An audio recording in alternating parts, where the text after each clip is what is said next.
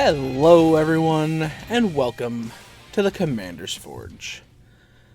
I am your host Andy Bentley, and the Commander's Forge, as always, is an area for me to talk about Magic, Commander, and anything else that I feel like I want to talk about.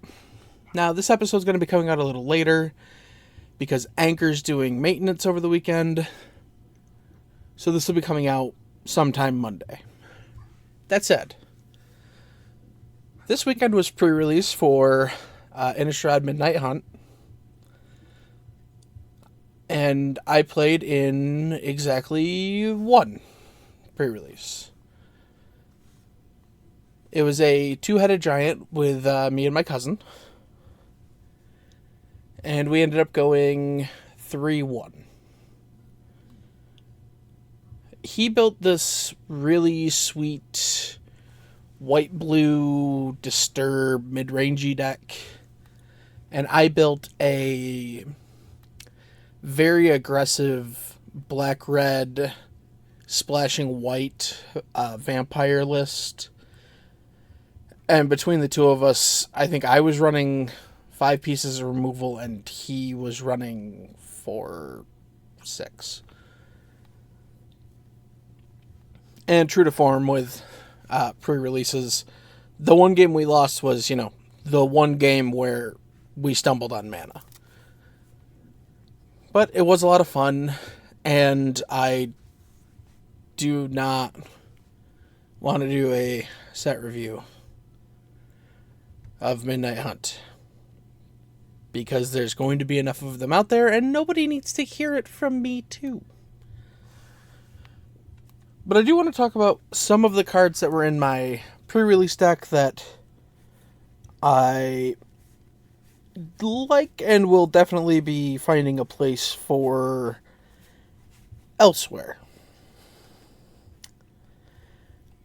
And the first one up is Vampire Socialite. Vampire Socialite is a 2/2 Vampire Noble for a red and a black. It has Menace, otherwise known as Menace. And when Vampire Socialite enters the battlefield, if an opponent lost life this turn, put a +1/+1 counter on each vampire you control. And as long as an opponent lost life this turn, each other vampire you control enters the battlefield with an additional +1/+1 counter on it. Is this going to be super impactful in Commander? Probably not, but I like aggressive decks, and Edgar's still kicking around somewhere. Don't play him often because he's a bit much. Next up we have Eaten Alive. It's a sorcery for a single black. As additional cost to cast this spell, you either sacrifice a creature or pay 3 and a black, but it exiles a creature or planeswalker. Stromkirk Blood Thief is a vampire rogue for 2 and a black, 2/2. At the beginning of your end step, if an opponent lost life this turn, you put a +1/+1 counter on target vampire you control. Infernal Grasp is an instant for 1 and a black that destroys a creature and you lose 2 life.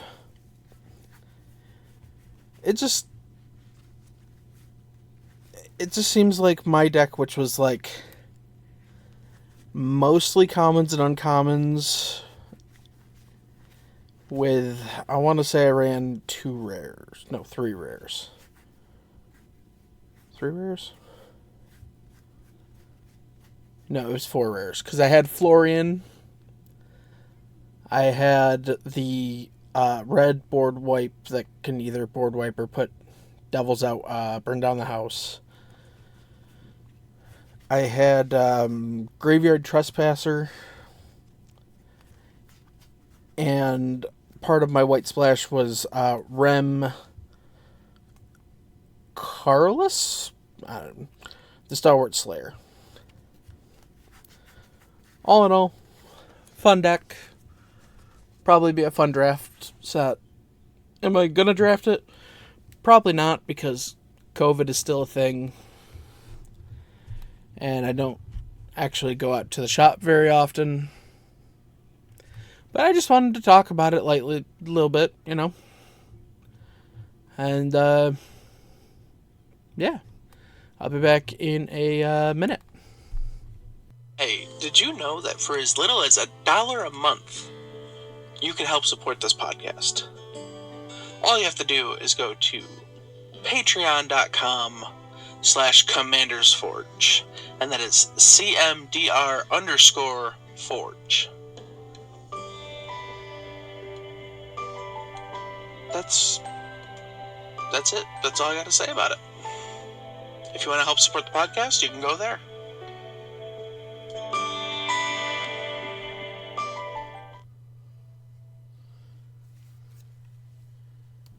And we're back. Now, here in the back end of the podcast, I want to talk a little bit more about Rule 0. The reason for this is Saturday night, late Saturday night, I was climbing into bed and I saw a message come through in one of my Discord channels. It was the Guardian Projects Discord about a new player that entered a pod on Spell Table and basically had a horrible experience because they are a new player. The people he was playing against were taking 25, 30-minute turns. It was a nightmare.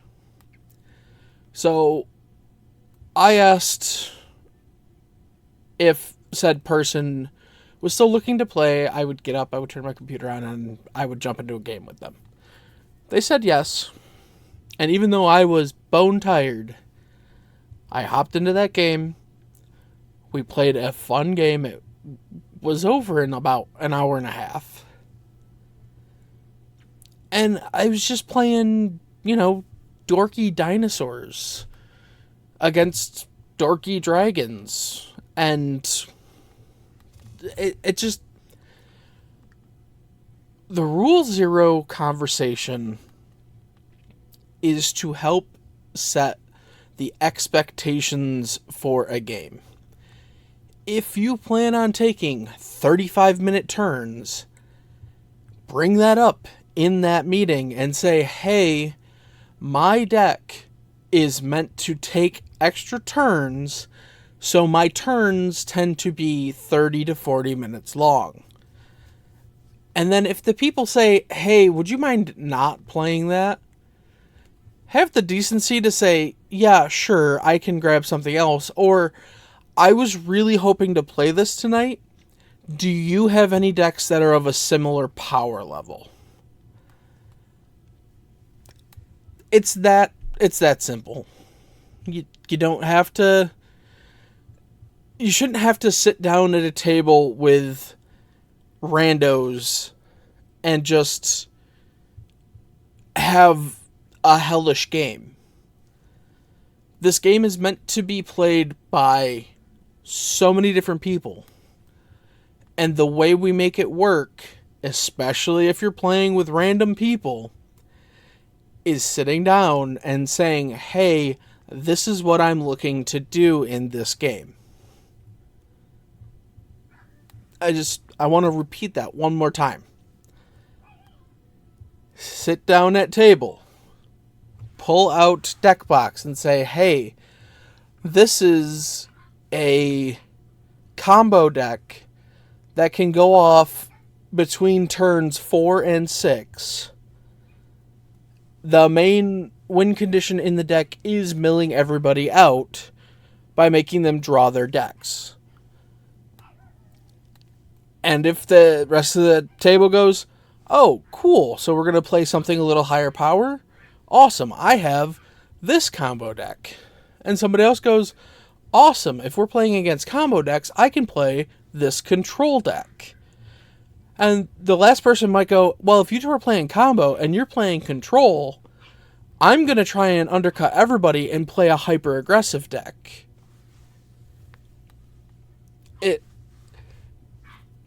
It's all about expectations. The expectation is we want to have an enjoyable game for everyone.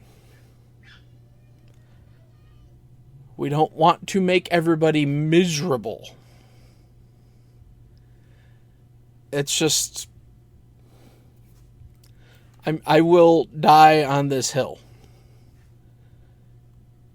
Talk to people before the game starts. Get a feel for the room.